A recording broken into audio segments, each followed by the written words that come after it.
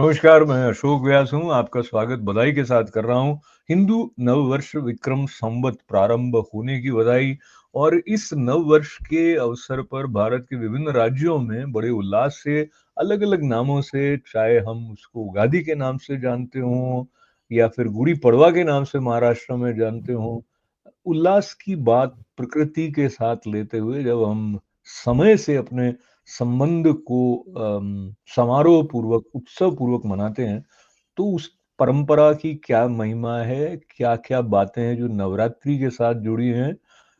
उल्लास, उत्सव, आनंद और चर्चा के साथ-साथ में भी शुभकामनाओं का जो एक गुलदस्ता आप तक आ रहा है, उसको पहुँचाने के लिए मेरा साथ दे रहे हैं गीता सेतिया जी और डॉक्टर गोविंद नमस्कार। पाठक। आप दोनों का स्वागत है, बधाइयाँ नमस्कार। आपको। गीता जी, बात शुरू आपसे करने की बजाय मैं गोविंद से कर रहा हूँ गोविंद से कर रहा हूँ क्योंकि आप हमें बेसिक बताइए गोविंद जी, जो ये विक्रम संवत है ना, इसके बारे में आप क्या जानते हैं? अशोक जी, पहले तो आपको जो भारतीय सनातन परंपरा के अनुसार नववर्ष, नव संवत्सर की हार्दिक बधाई आपको, गीता जी को और हमारे सभी दर्शकों को। और आपको इस बात के लिए भी साधुवाद कि आपने एक अच्छा विषय चुना है जो भारतीय सभ्यता, संस्कृति और हमारी प्राचीन परंपराओं के साथ में जुड़ा हुआ है। नव संवत्सर के दिन माना तो ये जाता है कि ब्रह्म पुराण तो ये कहती है कि इसी दिन ब्रह्मा जी ने सृष्टि की रचना प्रारंभ की। ये ग्रह नक्षत्रों का एक विशेष तरह का एक योग इस समय बना हुआ है। तो उस विशेष ग्रह नक्षत्रों के योग के अनुसार इसकी गणना की गई।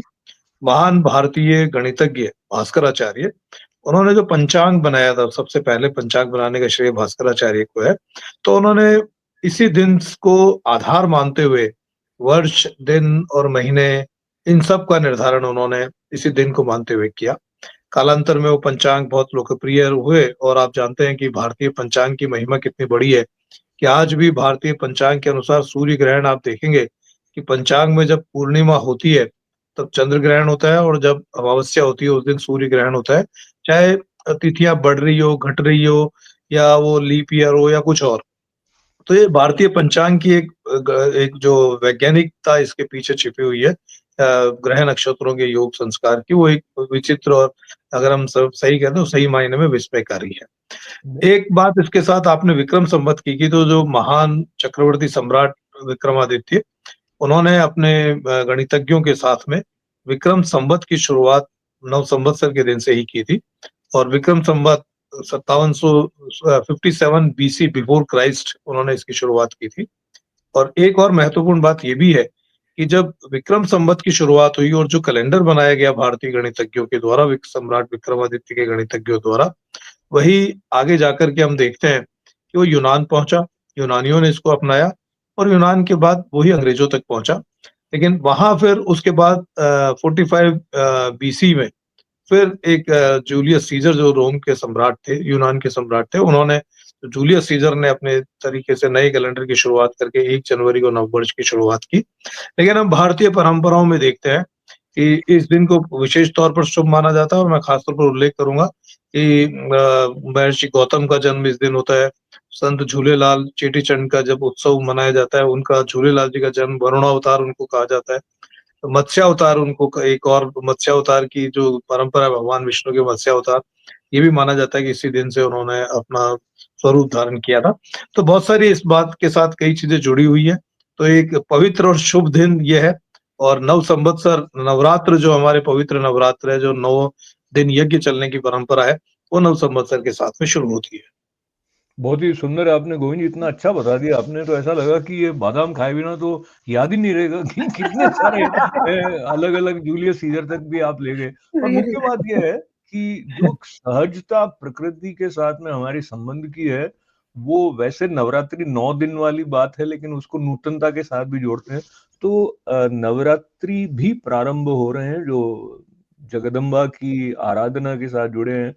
तो बहुत संक्षेप में यदि हम देखें अपने 3 स्वरूप जो माँ के विशेष रूप से दुर्गा माँ हूँ, लक्ष्मी माँ है, सरस्वती माता है और फिर हमारे जीवन को उन्नति की दृष्टि से ज्ञान शक्ति, क्रिया शक्ति, इच्छा शक्ति, इनका भी समावेश है।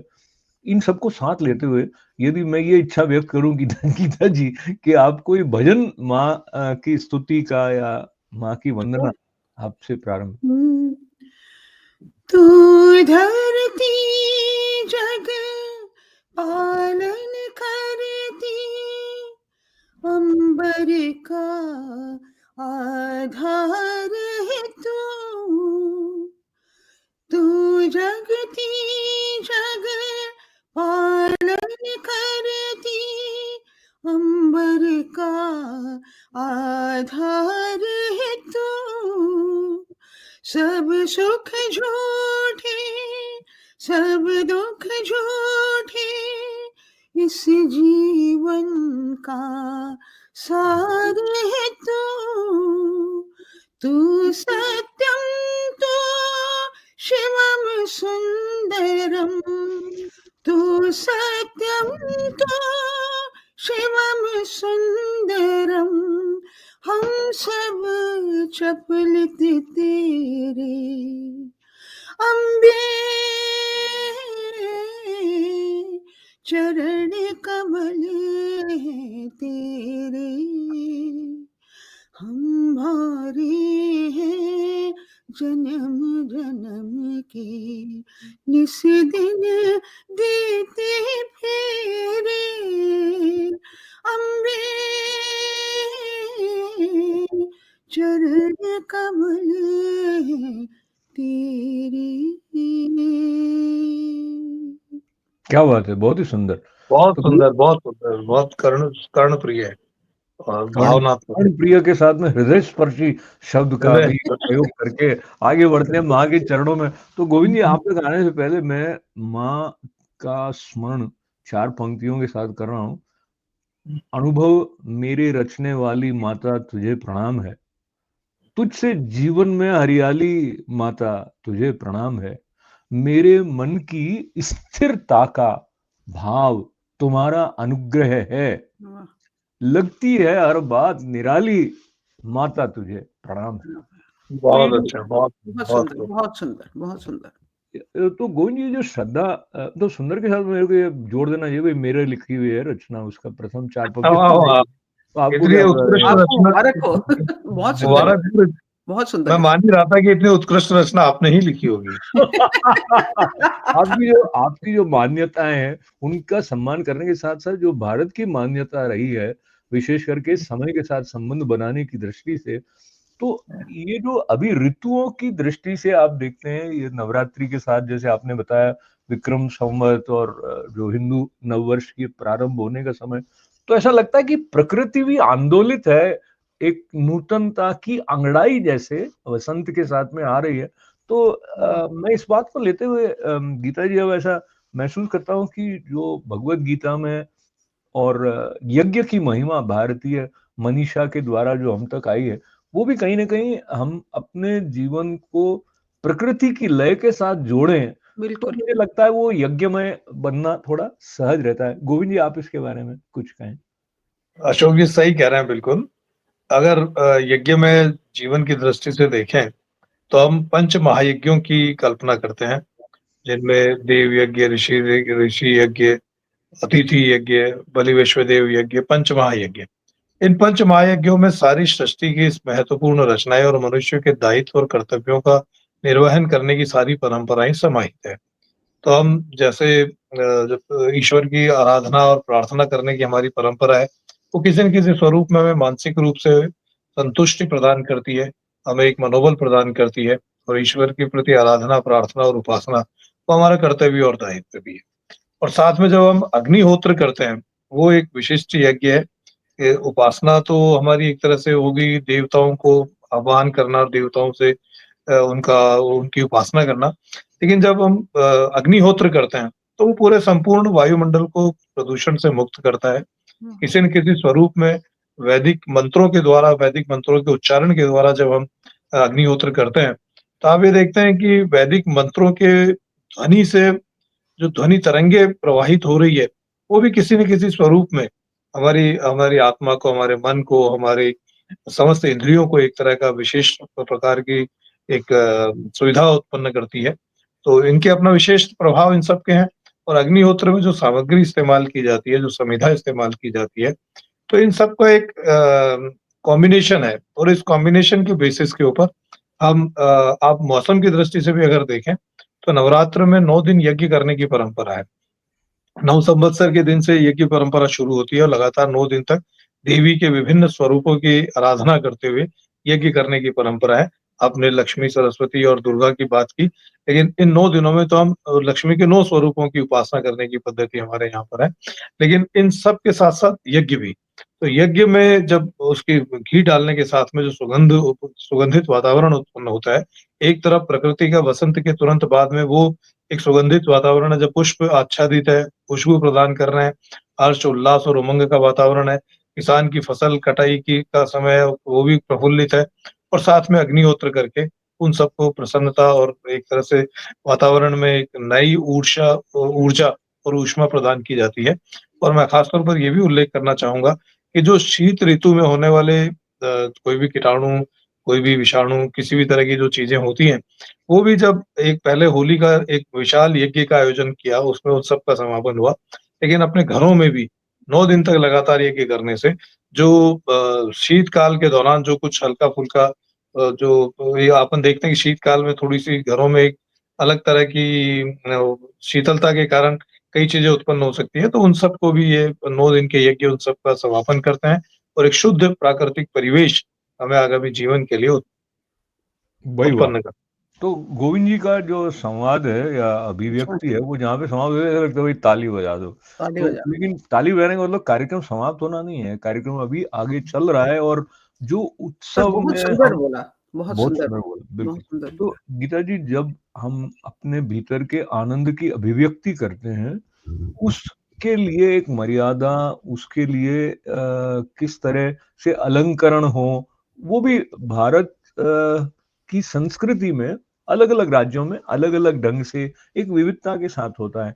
यानी आप जिस राज्य में हैं, वहाँ का जिस तरह का प्राकृतिक वातावरण है, वहाँ बिल्कुल। का जो परिवेश है, उसके अनुरूप आप अपने परिधान को भी चुनते हैं, अपने खान-पान को भी चुनते हैं, अपने हुँ, गीत भी चुनते हैं। तो एक दृष्टि से जो पूरा धरती की संपन्नता और वैभव है, वो प्रतिनिधि रूप में भारत में अलग-अलग राज्यों को अगर आप एक साथ देखें विविधता में जो एकता वाली बात को लेके तो वहाँ दिख जाता है। पर मैं आपकी तरफ फिर से 4 पंक्तियाँ लेके जब आ रहा हूँ, तो देखिए जब मन बहुत उल्लसित होता है ना, तो अलग-अलग तरह के गीत जो हैं, उसमें से कुछ गीत हमारे शास्त्रीय आधार को लिए हुए हैं। ऐसा कोई एक गीत आप स्मरण करें जिसकी कुछ पंक्तियाँ आप अभी उत्सव को आगे ले जाने के लिए सुनाने वाली होंगी। पर उसके हुँ, पहले मैं ये 4 पंक्तियाँ आप तक पहुँचा दूँ गोविंद जी। दिव्य हुँ, हुँ। चेतना का स्पर्श जगाने वाली, हर विपदा के पार मुझे पहुँचाने वाली, माँ सब कुछ तेरा, मेरा सब तेरे ही नाम है और मन का मैल हटाने वाली माता तुझे वाह, वाह, वाह! प्रणाम है। तो बहुत वाह, जब सुंदर, वाह! बहुत जी। बढ़िया, बहुत बहुत सुंदर, बढ़िया, बहुत बहुत सुंदर अशोक जी। बहुत-बहुत ही धन्यवाद है आपका। तो मैं इस बात को विशेष रूप से यहाँ लाना चाह रहा था गीता जी कि जब मन शुद्ध होता है ना, तब आपके आस-पास का जो आनंद है उसके प्रति आप जागृत होते हो। वरना आपका ध्यान ही नहीं रहेगा तो संसार का सारा सौंदर्य आपके आस-पास बिखरा होगा तो भी आप उसको देखें नहीं। बहुत तो सही मैं बात। आप दोनों के साथ में, अपने दर्शकों के साथ में ये प्रार्थना करना चाह रहा हूँ, बल्कि ये प्रार्थना कर रहा हूँ कि हम वो अपनी आँख जो है वो आर्टिफ़िशियल इंटेलिजेंस के आपाधापी के इस युग में जागृत रख सकें, जो सूर्य देव जब उदित होते हैं, तो किस तरह से उजियारा फैलाते हैं, उसको कृतज्ञता के भाव से हम सराह सकें। ये नूतन वर्ष तो हमारे लिए और अधिक लाभकारी या यूँ कहिए कि सार गर्भित सिद्ध होगा। गीता जी अब आपके गीत की बारी। अरे! हुँ। किरण परी गगरी छलकाए, ज्योत का प्यासा प्यास बुझाए। किरण परी गगरी छलकाए, ज्योत का प्यासा प्यास बुझाए। फूल बने मन के अंगारे, जागो मोहन प्यारे जागो, नवयुग झूमे नैन तिहारे, जागो जागो मोहन प्यारे। क्या बात है, क्या बात है, क्या बात है। बहुत इस सुंदर, बहुत इसके बाद सुंदर, जो बहुत कोरस में गाते हैं ना गीता जी, इस गीत के आपको ध्यान है कि कोरस भी इसके बाद चलता है? जागो रे जागो रे जागो कलियां जागी, नगर नगर सब गलियां जागी, जागो रे जागो रे जागो रे, जागो रे जागो रे जाग जाग। क्या बात है। बहुत तो सुंदर। जागृति जो है गोविंद जी, उसकी बड़ी महिमा है, क्योंकि जो सुप्त अवस्था में रहेगा तो उसको कई बातों का पता नहीं चलेगा। अब हम जाग रहे हैं कि सो रहे हैं, कई बार हमको ये पता नहीं लगता है। कहते हैं भाई स्लीप वॉकिंग कर गए।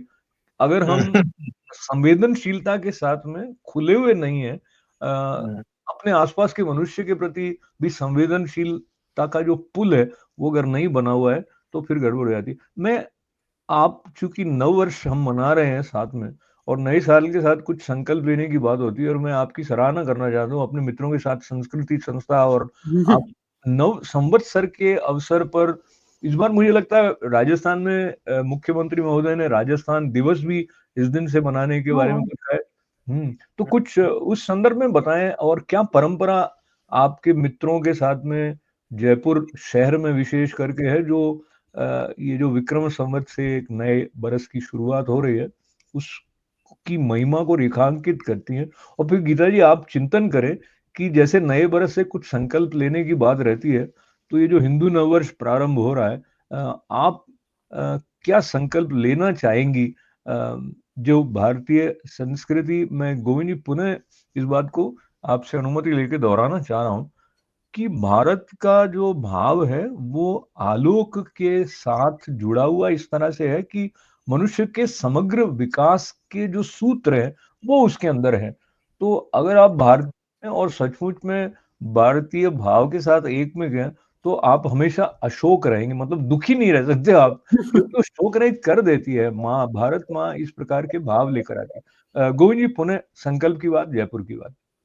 इतनी सुंदर व्याख्या अशोक ही कर सकते हैं, किसी और के बस का विषय नहीं है। मैं जो आपने बहुत अच्छा सवाल पूछा है।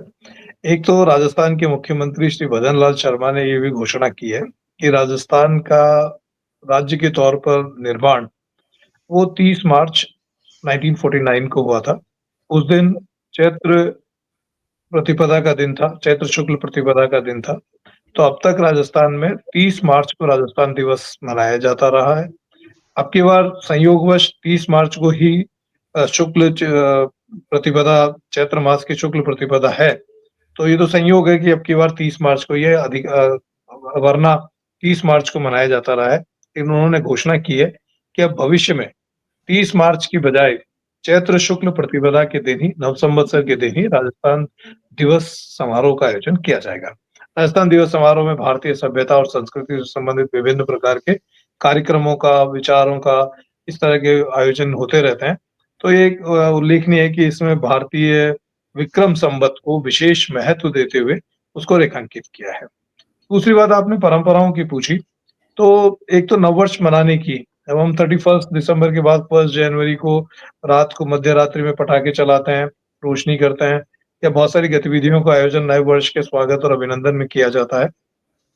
भारतीय परंपराओं के अनुसार कि यहाँ जैसे दीप प्रज्वलन करना, हम सुबह के समय हमने सबने यज्ञ किया घर में, और शाम को अपने घर के बाहर दीप प्रज्वलित करने की परंपरा है।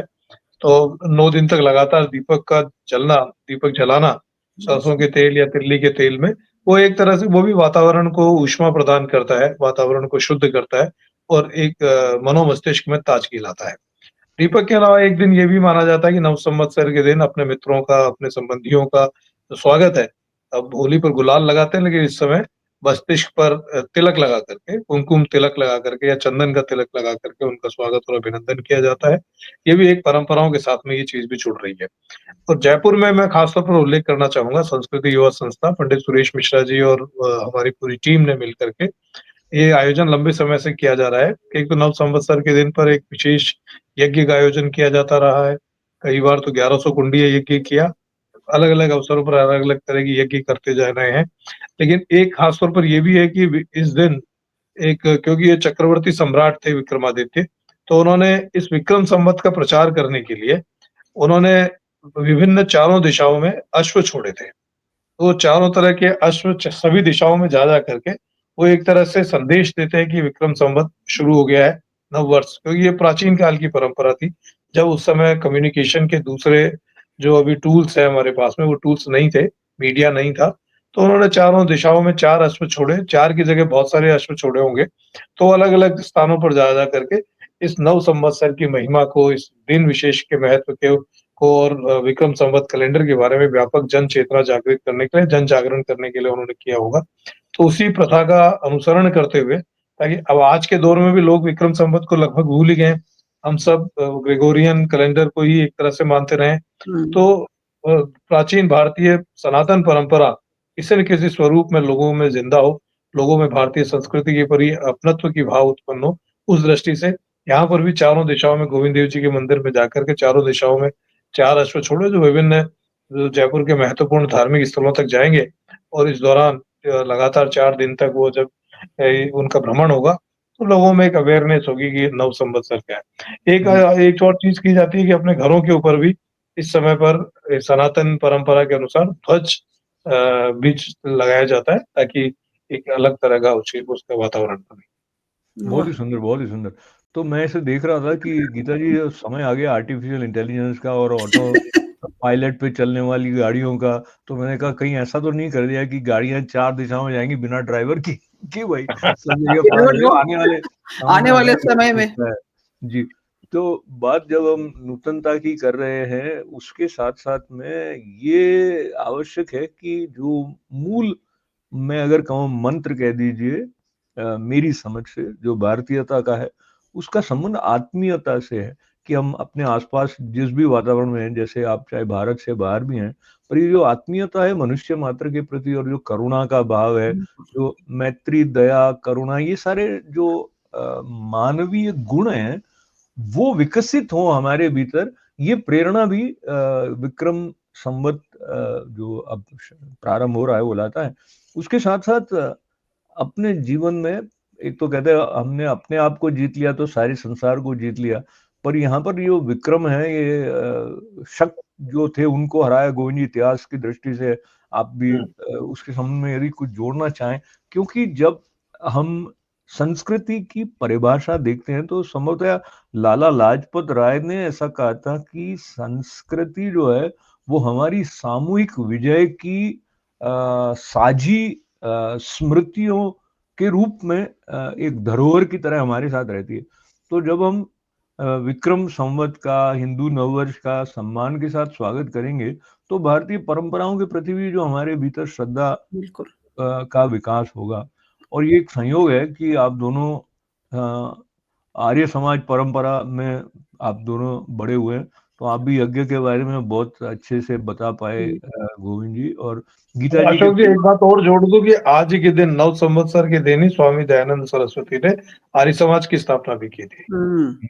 तो सृष्टि भी स्थापित हुई और आर्य समाज की भी स्थापना हुई, और ये जो समन्वय की भाव है उसका भी हम स्थापना आज के इस कार्यक्रम के माध्यम से जो कर रहे हैं गीता जी। तो चलते चलते एक और गीत ऐसा जिसमें कि आपको लगे गोविंद जी और मैं भी गाएं तो बुरा नहीं हो जाए, ऐसा कोई सामूहिक गीत है? सामूहिक गीत तो गा सकते हैं। एक जी प्यार का नगमा है, वही गा रहे थे हम लोग अभी थोड़ा पहले, जी है। वो भी गा सकते हैं।